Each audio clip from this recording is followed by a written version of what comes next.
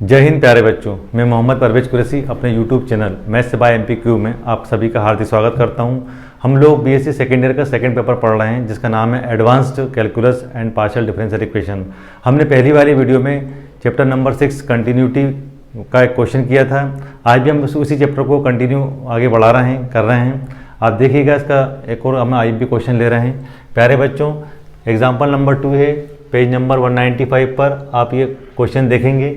आपसे वो ये कहते हैं कि x = 0 पर इसकी कंटिन्यूटी चेक कीजिए। तो हमने कंटिन्यूटी के लिए एक फार्मूला बताया था, उस फार्मूले को मैं फिर से लिख रहा हूँ। उसी फार्मूले की मदद से हम आगे बढ़ेंगे। ठीक है प्यारे बच्चों।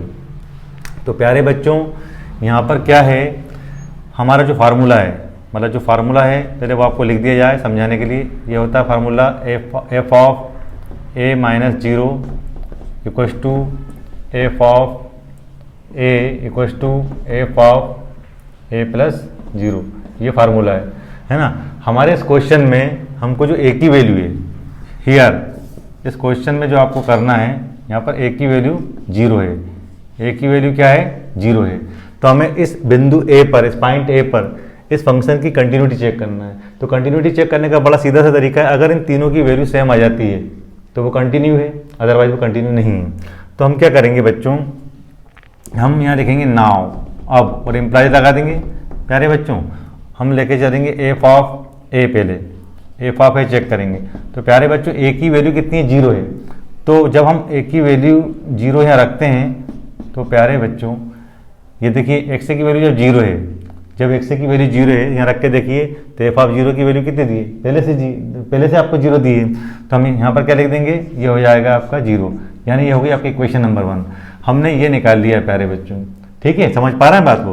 अब हम क्या करेंगे, इम्प्लाइज के नीचे इम्प्लाइज लगाएंगे, f ऑफ a - 0 ये निकालेंगे।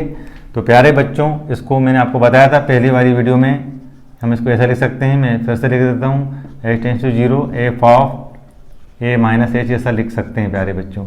यहाँ पर आप जानते हैं कि जो आपकी वैल्यू a है वो क्या है, a की वैल्यू कितनी है यहाँ पर? 0 है। तो इसका मतलब हम इसको 0 - 0 लिख सकते हैं। ठीक है प्यारे बच्चों, समझ पा रहे हैं बात को।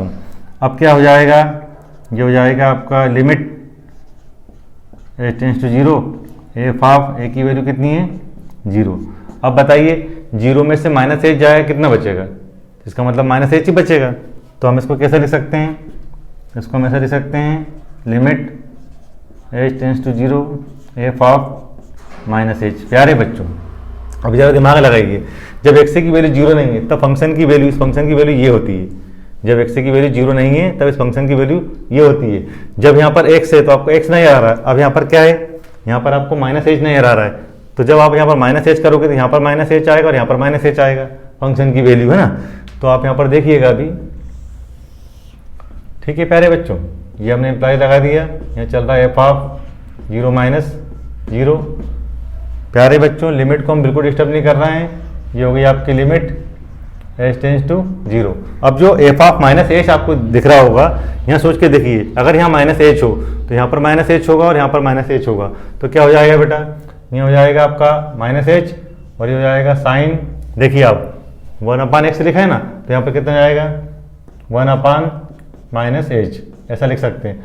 और आपको समझाने के लिए मैं एक काम करता हूँ, यहाँ पर ब्रैकेट लगा देता हूँ क्योंकि लिमिट लगी थी। प्यारे बच्चों, h → 0 का मतलब क्या हुआ कि जहाँ पर h है वहाँ पर हम क्या रख देंगे, 0 रख देंगे। इसका मतलब ये होगा, हम लिमिट रख रहे हैं तो माइनस की जगह पर h की जगह कितना है, ये 0।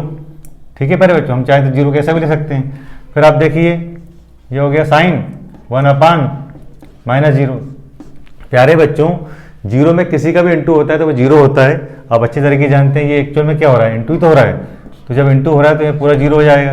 यहाँ इम्प्लाई लगा दिया अपन ने, f ऑफ 0 - 0। तो आपने देखा इक्वेशन नंबर 2 ये आ गई आपकी। ठीक है, अभी आपने ये भी निकाल दिया। तो इन दोनों की वैल्यू सेम हो चुकी है। अगर ये वैल्यू भी 0 आ जाती है तो इसका मतलब ये है कि जो आपको a की वैल्यू दी है 0 है ना, वो इस फंक्शन के लिए कंटिन्यू होगा वो पॉइंट है ना। तो क्या हो जाएगा यहाँ पर, नाउ इम्प्लाई लगाएंगे f ऑफ, अब हम कौन सा पोर्शन ले रहे हैं, ये वाला ले रहे हैं। तो कुछ नहीं, माइनस की जगह प्लस हो जाएगा, बाकी सब कुछ वही रहने वाला है। देखिए आप ये a + 0 है ना, तो क्या हो जाएगा इसको लिखने का तरीका?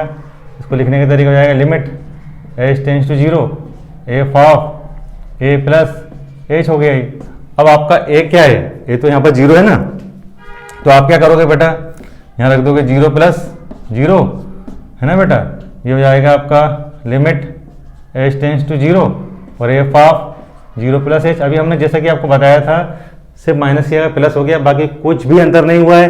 आप देख सकते हैं 0 प्लस h का मतलब कितना होगा? h ही होगा। इसका मतलब वहाँ पर कितना बचा? एफ ऑफ h बचा।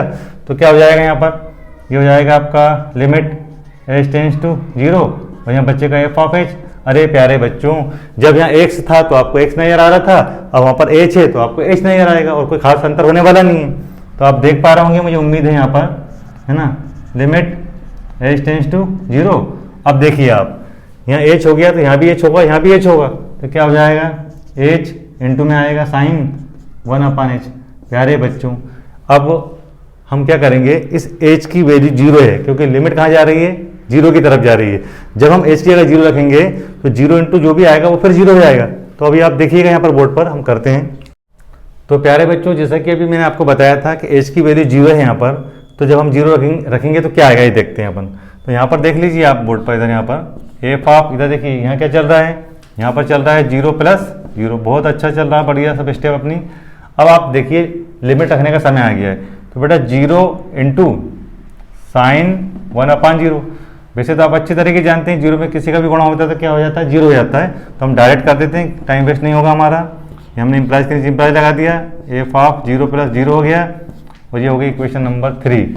अब आप तीनों इक्वेशन को ध्यान से अगर देखते हैं, इक्वेशन 1, इक्वेशन 2, इक्वेशन 3 को, तो तीनों की वैल्यू सेम आई है, वो आई है 0। तो इसका मतलब क्या होगा, जो आपको फंक्शन दिया है वो उस पॉइंट यानी कि a इक्वल्स टू 0 या आप कह लो x इक्वल्स टू 0, उस पर वो क्या होगा? कंटिन्यूस होगा। तो हम क्या करेंगे, हम बोलेंगे इट इज क्लियर दैट, स्पष्ट है कि, है ना, कहाँ से? फ्रॉम इक्वेशन 1, 2 एंड 3 हम ये देख पा रहे हैं कि तीनों जो इक्वेशन है वो सेम टू सेम हो गई हैं। मतलब क्या हो गया, शुरुआत में क्या था? F of 0 minus 0 equals to कितना आया? एफ ऑफ 0 इक्वल्स टू कितना आया? F of 0 plus 0। यानी दोनों सेम टू सेम, मतलब तीनों वैल्यू सेम हो गई हैं। हम चाहें तो ऐसा भी लिख सकते हैं, है ना, अगर आपको ऐसा लिखना है, क्योंकि यहाँ पर कितना था? 0, ये 0 किसकी वैल्यू थी? a की, तो a माइनस 0 हो जाएगा बेटा ये, है ना, ये हो जाएगा a और यहाँ पर हो जाएगा a प्लस 0, है ना। ऐसा चाहे तो लिख सकते हैं, जरूरी नहीं है। आपका क्वेश्चन तो यहीं पर ही हो गया है। तो हमने ये देखा कि जो दिया गया फंक्शन है ना, ये जो फंक्शन आपको दिया है यहाँ पर, ये x इक्वल टू 0 पर क्या है? कंटिन्यूस है। उम्मीद है आपको ये क्वेश्चन समझ में आया होगा। अगर आपको हमारा ये वीडियो समझ में आया हो, पसंद आया हो, तो प्लीज़ हमारे चैनल को लाइक करें, शेयर करें, सब्सक्राइब करें।